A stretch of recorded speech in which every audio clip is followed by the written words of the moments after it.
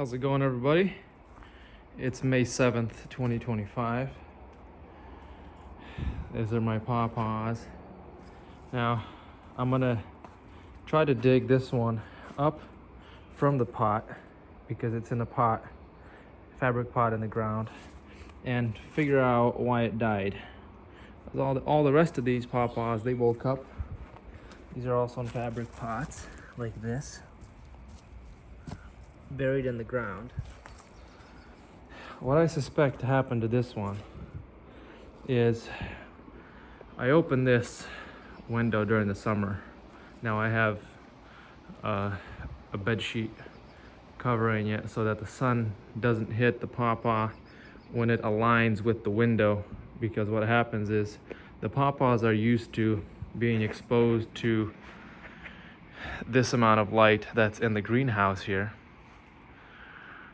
And if I open the top vent completely and the sun rays get through, everything that gets in the path of the sun gets burnt, even though it only gets exposed for like 15 to 20 minutes as the sun moves across the greenhouse and hits, certain things. But because these plants are so accustomed to being in a greenhouse, they are very susceptible to getting burned even for brief amounts of full light exposure. What happened to this one is the sun really comes through this window and hits this one hard for a long period of time. And I think this pawpaw just got so stressed out that it just died. So I'm gonna dig it up. I'm gonna see if we can find any other evidence, in and around the root system to see if there's anything else that could have happened. But I suspect that is the reason, because this plant got hit the most with the most sunburn from this window, because that one is also in a pot. That's a solid looking pawpaw tree. Notice there's like pawpaw clusters here. It's actually pretty cool that it's still in a pot and yet able to produce some pawpaws. We'll see if I can actually get these pawpaws to ripen to completion in these pots.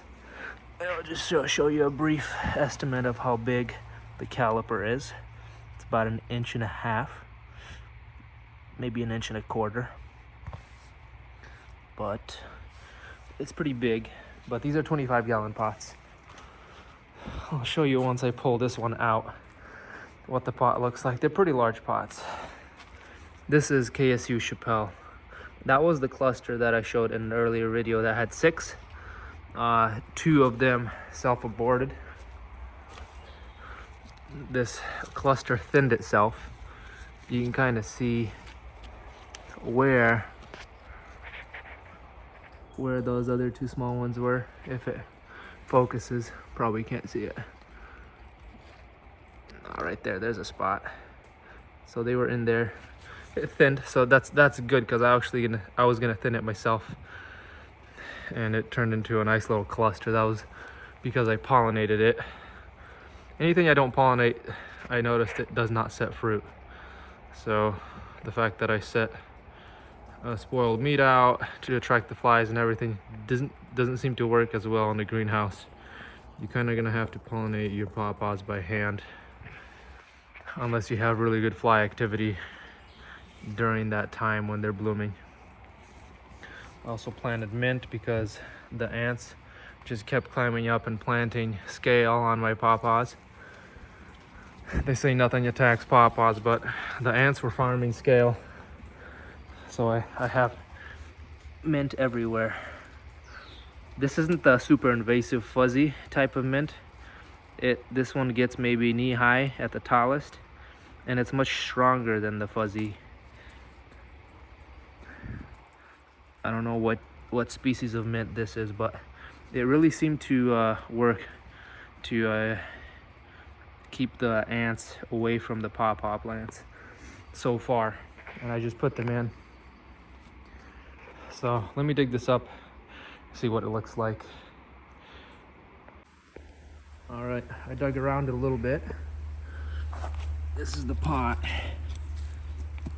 Big 25-gallon pot. I pulled the mint out and replanted it.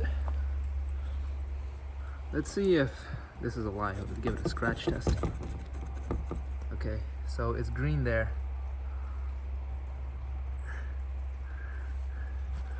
But it would have woken up by now. So what about down here?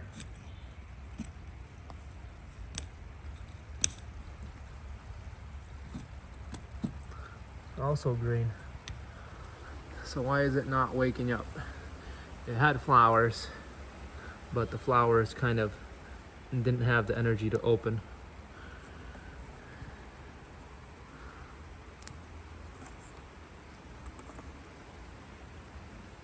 Branches look green. Branches look green. It just did not wake up.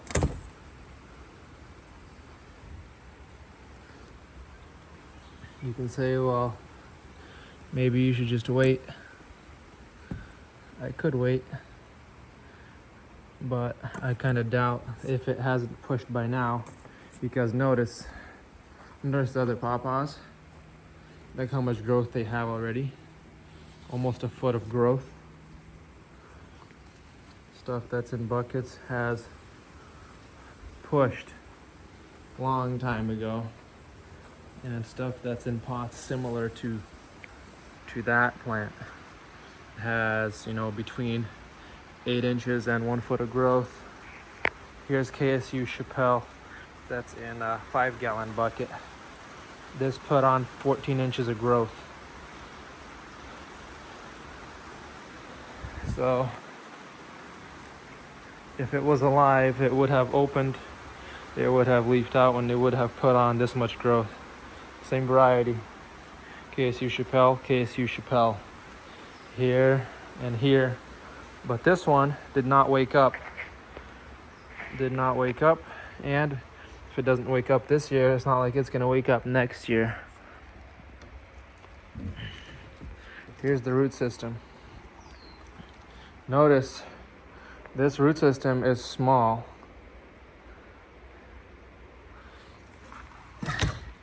And it's alive.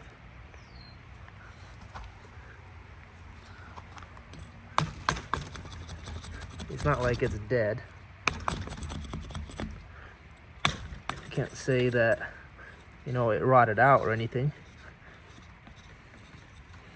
You can see with the scuff marks that it's not brown or dark.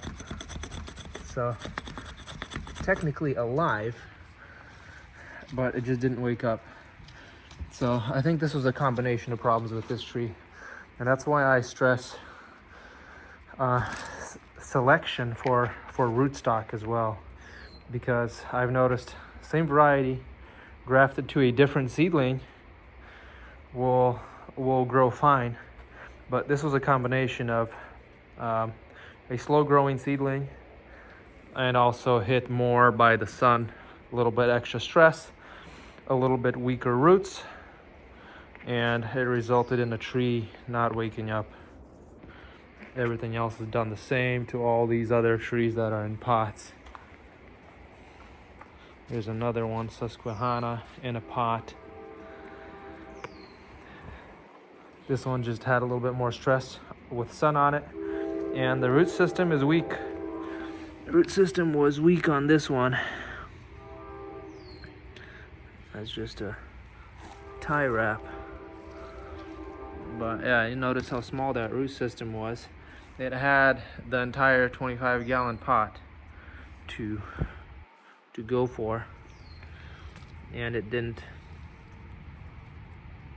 use it. See, that's alive. So it didn't rot out. It just did not grow. So anyway, just a quick video. Not so quick anymore. Turning into like a 10-minute video. But that's all for today. If you like this kind of stuff, don't forget to like and subscribe. I'll see you guys next time.